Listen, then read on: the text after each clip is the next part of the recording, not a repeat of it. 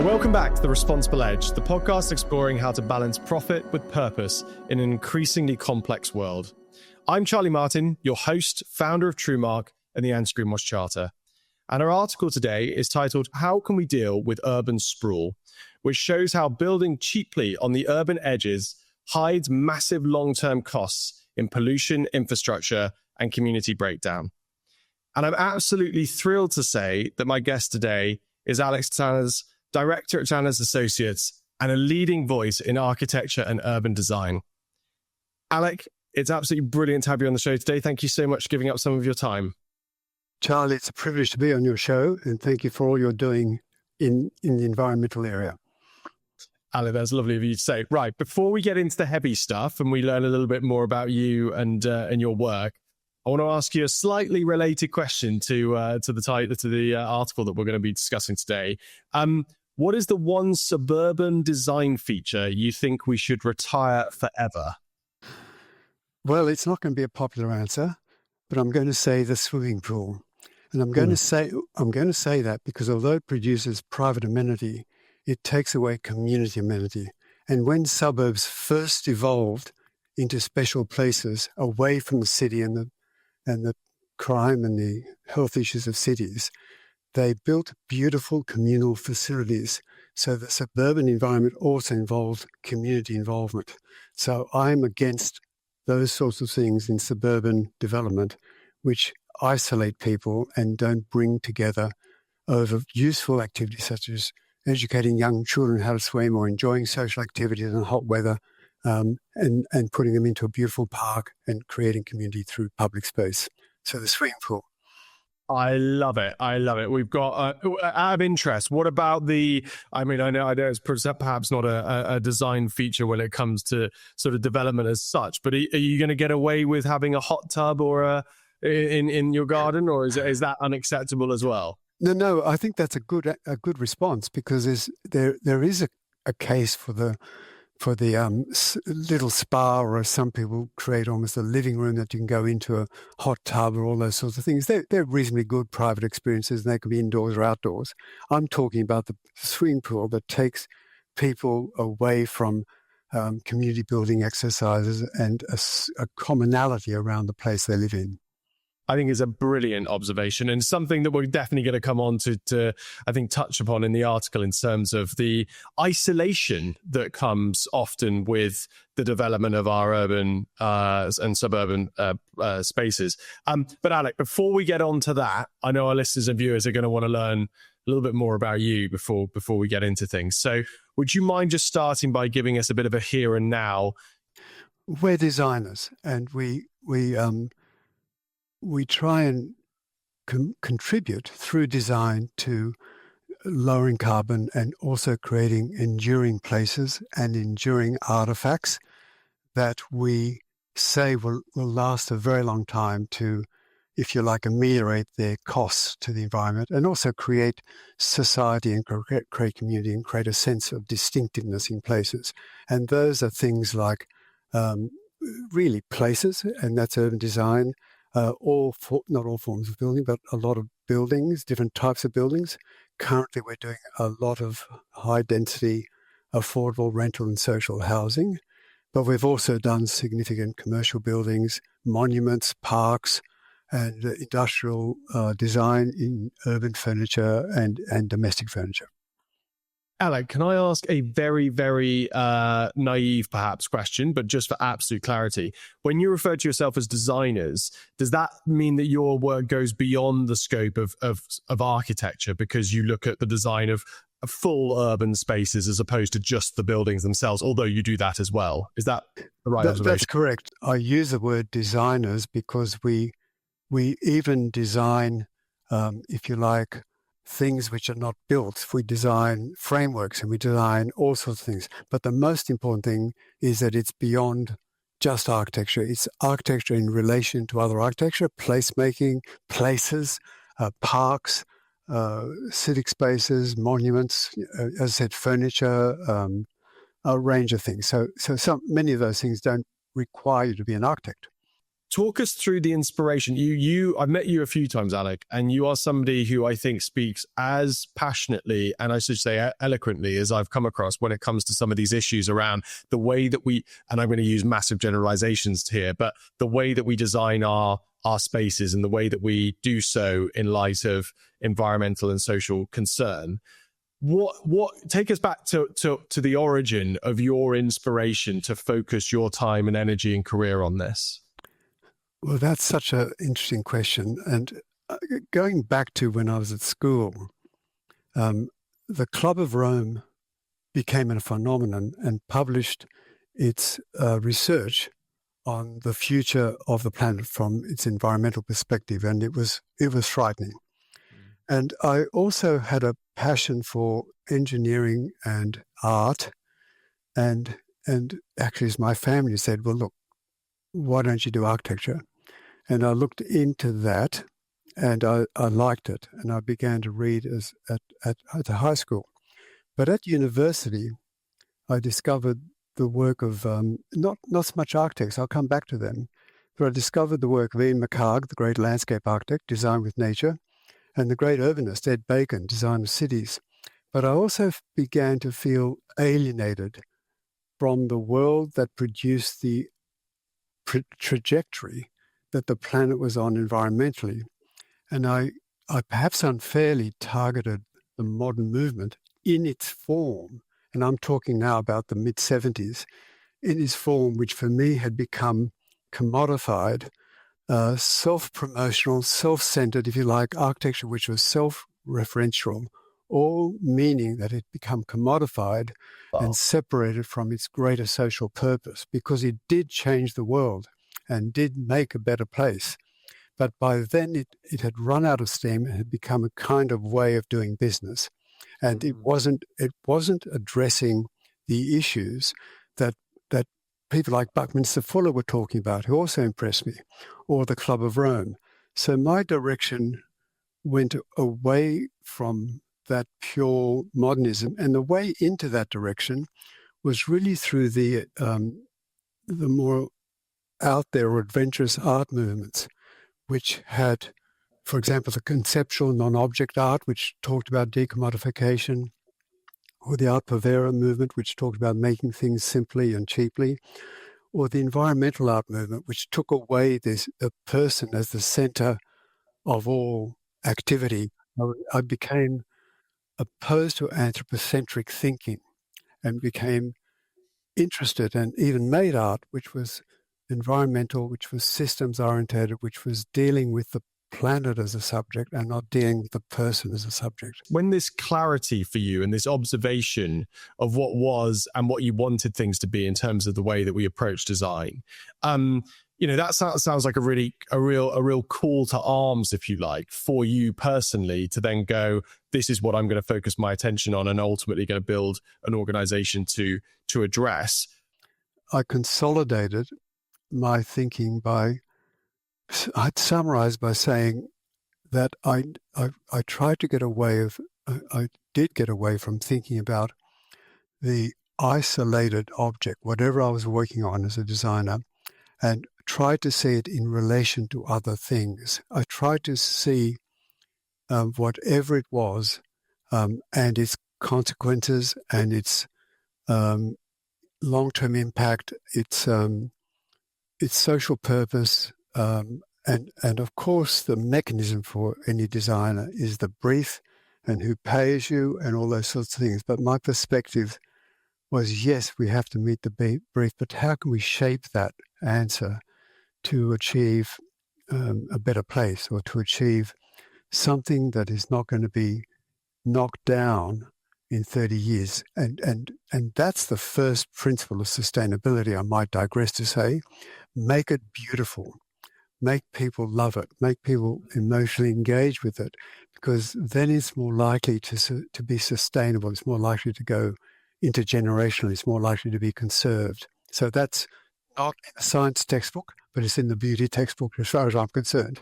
No, that is absolutely brilliant. I mean, that has just hit me like a ton of bricks, Alec. That notion of, and again, I'm regurgitating what you said back to you, but just for my own clarity, the notion that actually what we need to do is think about how loyal people are ultimately to the things that they own, whether or not that's the building that they live or work in, whether or not that's the garment that they own, etc. But the beauty and the aesthetic is absolutely core and fundamental to that. So I love that notion that one of the key sustainability principles of producing anything has got to be the loyalty that is aligned with it in terms of the person consuming that said product. That's a brilliant. Do you want to come back to me on that? I do, because I've never heard it expressed that way, but it's exactly correct in my opinion. I feel it myself. I look at a garment that's, aged, let's say, but it still has a beauty. And I think of that idea that it's a kind of hope for the future, a sense that when you found something you love, that it defines you and it gives you confidence to proceed to the future. So I would say at the heart of social change is this connection to the purpose, connection to the aesthetic, connection to a way of thinking, and it's beyond just a kind of intellectual connection. It's a deep emotional connection, and it becomes part of you. That's when true change really happens, I think, in myself. That's when I find it. I find, it doesn't happen every day, but I find myself realizing that that's a dimension that I should have understood. Now I understand it. It's with me forever, and I'm going to go down that route. It's going to become the frame. It's going to redefine the framework by which I make every future decision, because I've learned something. So it's got to be that love, that passion, that sort of emotional side of things. It's a wild. I mean, I think we've already got our sort of our episode sort of headline here, but that notion of inspiring love in the things that we consume in order for it to essentially be a more sustainable interaction. I think that's an amazing observation. If possible, can we move forward onto the article? And would Absolutely. you mind just providing us with a very brief kind of introduction and summary of the piece, and then perhaps pick out from it whatever you thought was most interesting in it? Urban sprawl. That's what you comment on, that I might be able to speak something about, and it's something that I have thought about all my professional career. And when I think about that time of when the planet was being measured for its environmental degradation, and when I look at it from the point of view of a built environment, to be a bit, perhaps not light-hearted, but to be a bit silly in a way, I now think of the whole world as a built environment. That is, even the Antarctic and so on. We are, one way or another, human beings are putting their footprint and affecting everything. And if you take that view, not because in itself it's that meaningful or even useful, one of the most obvious ways that we are dealing with our interaction with the world around us is through the effects of population growth and the way in which we're, I suppose, allowing the human being to address the human needs of a continuing growth in population by eating up more and more land. That process is eliminating the habitat of other animals that we love and we should nurture, even food animals.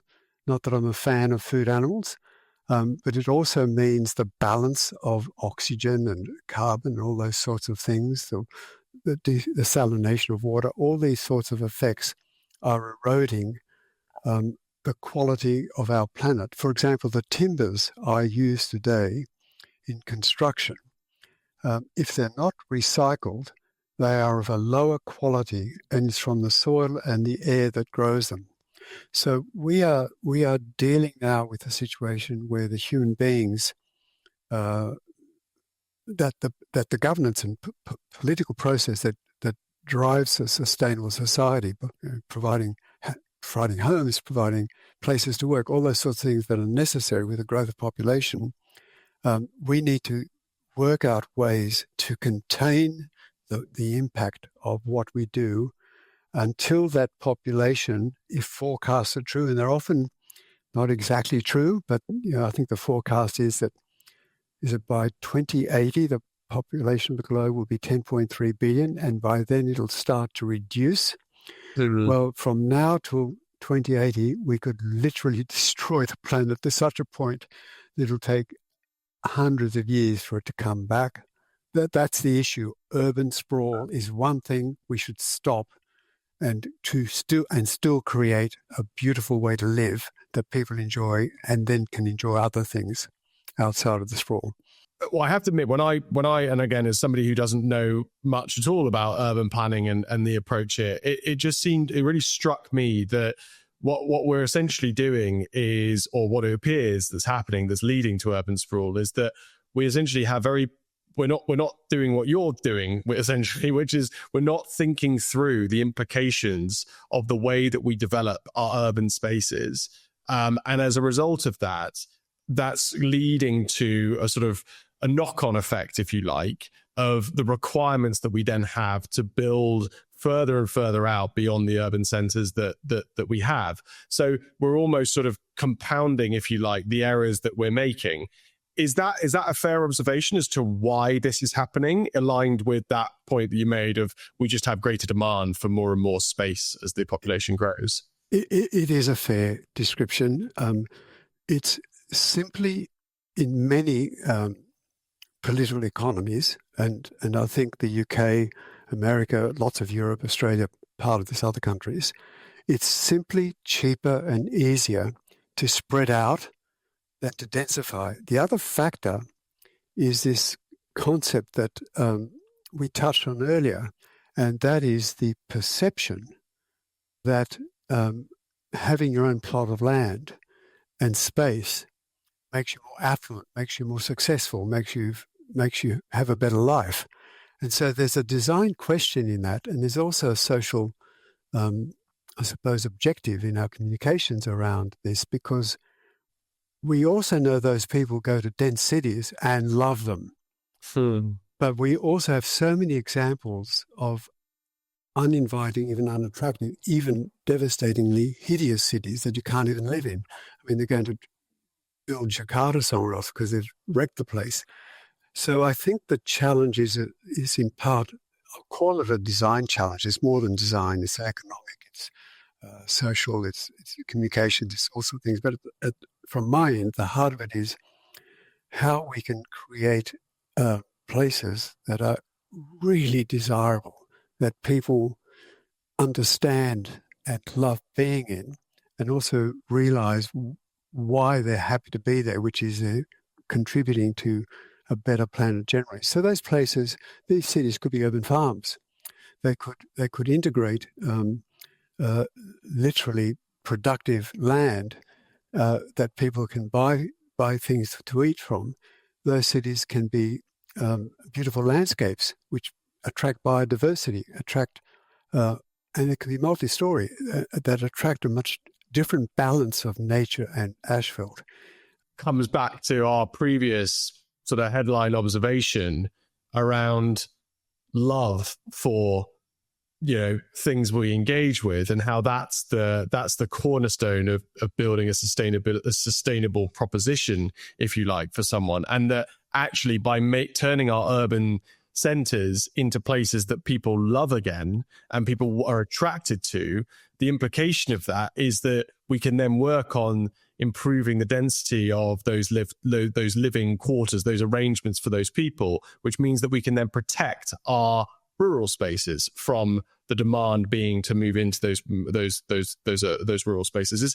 Sorry, I've probably mixed up my words a little bit there, but is that the implication of this? That's the essence of it. That you not only walk in your front door and you don't have what I call somewhat rudely flat pack density out of a packet. It may as well be constructed out of a cardboard box, but you have, for example, really good design. You have beautiful spaces. You have good solar access. You have good ventilation. You have good low energy facilities, and you have good energy supply sources. And you think your internal world is quite beautiful. But then when you walk out onto the street, You can see across the road and you can enjoy crossing the road. You can see the vitality of active uses. You nearby, well within 10 minutes, you can go to a park, you can go to your swimming pool, you can have your schools nearby, you can get great urban transport. And, I'm not suggesting you don't have a car. You can have a car, it might be electric, but you can have a car and go out of the city. And the point I'm trying to make is that you love living that way and that you love the aesthetics of it. You love the life you lead and you realize the amenity of it.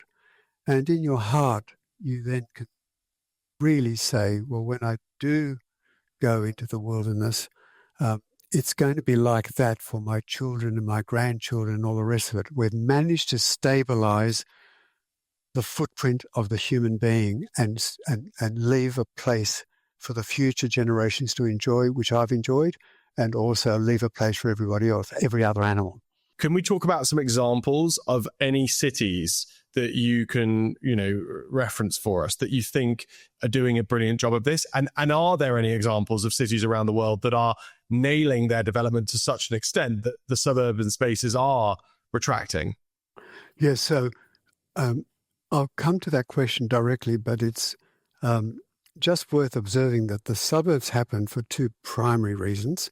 One was the motor car, and the second was that cities had become not only polluted, but unhealthy and dangerous.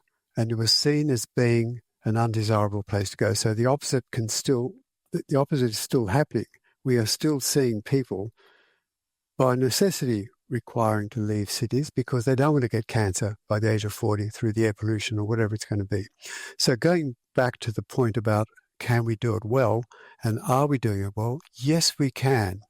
So, for example, in Sydney, and I'll go to other places, but in Sydney, from about 2003 to about 2023, really about 20 years, a brownfield site, which happened to be an industrial area right next to one of our main railway stations, went from being that to a high-density suburb, a density that is about the same density as a dense part of Manhattan, less dense than Barcelona, far less dense than say, Hong Kong, the island of Hong Kong, but certainly more dense than Sydney by a long shot and denser than London by average.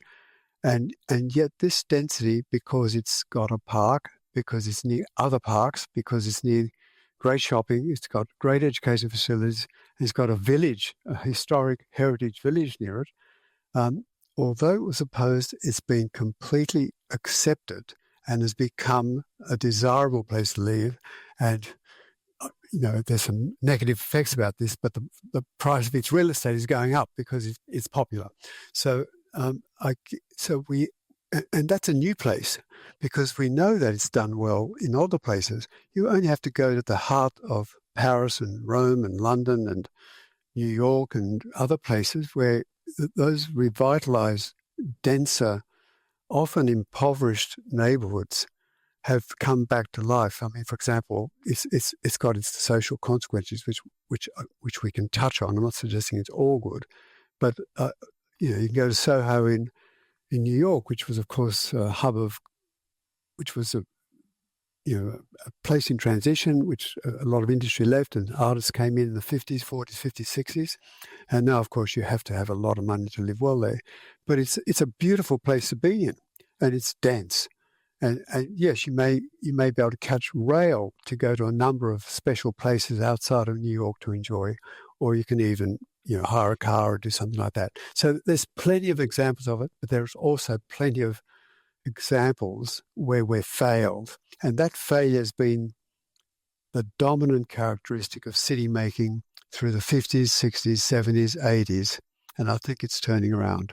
Is it too simple to say that the reason why we don't have this approach to urban planning that you've just described on a more global, uniform scale, if you like, is because of the political and economic pressures that we're all under? Is that what it really comes back to? You've touched upon before, this consumerist, this growth-based system that we find ourselves in, coupled with typically a populist, short-term political system that most democracies are experiencing. Is that just the perfect storm for us to make terrible decisions about the way that we design and build things?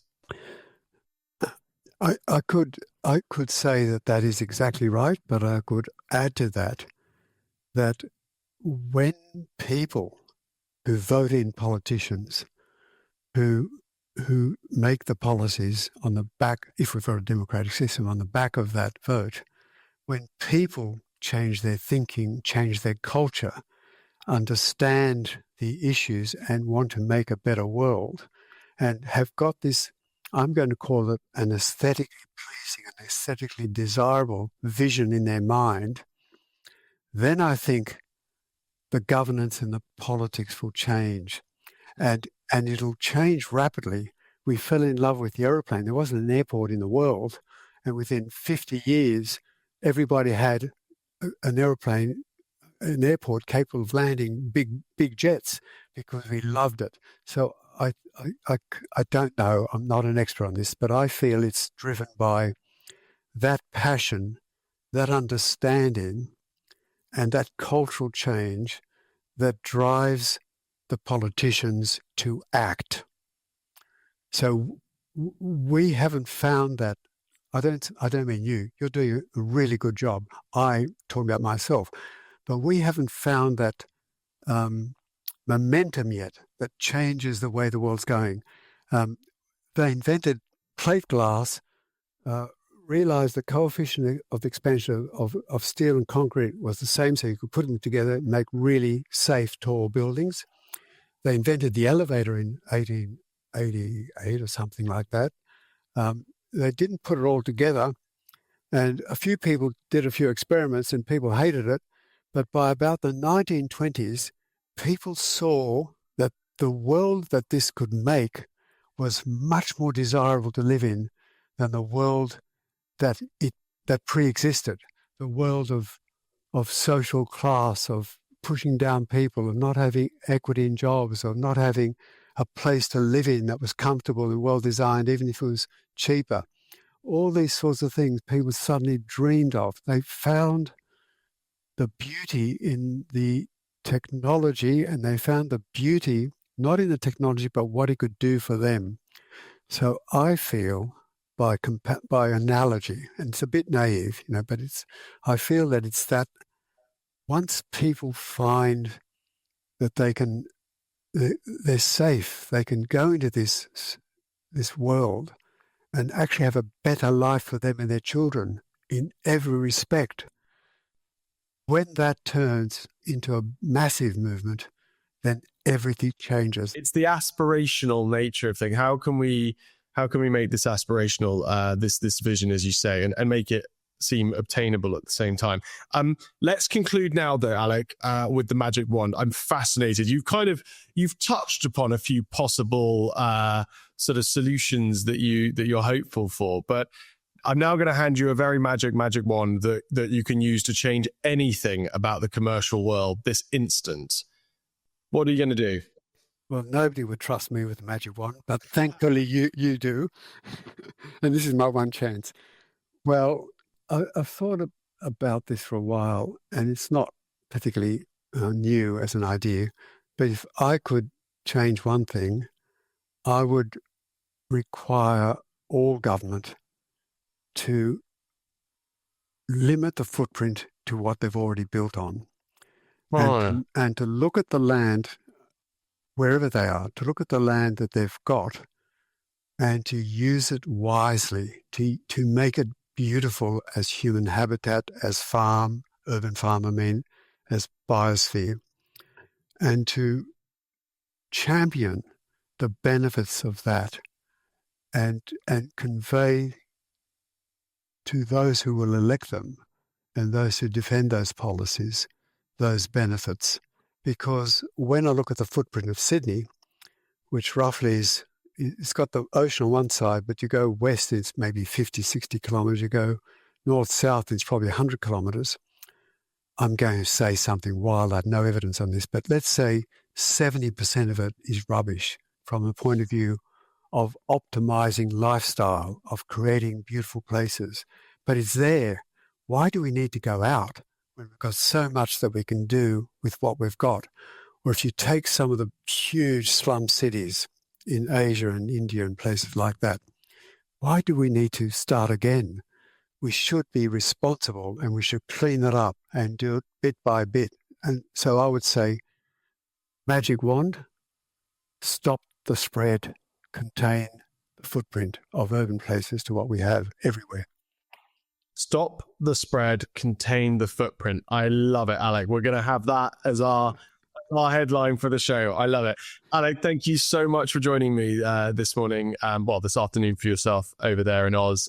It's been fantastic to have you on the show. It's a privilege to be on the show, and keep up that wonderful work. Thank you. And that's all for today's episode of The Responsible Edge. A huge thank you to Alec Tzannes for joining me on today's show. This episode was brought to you by TrueMark, the mark of trusted communications. Visit truemark.com to learn more.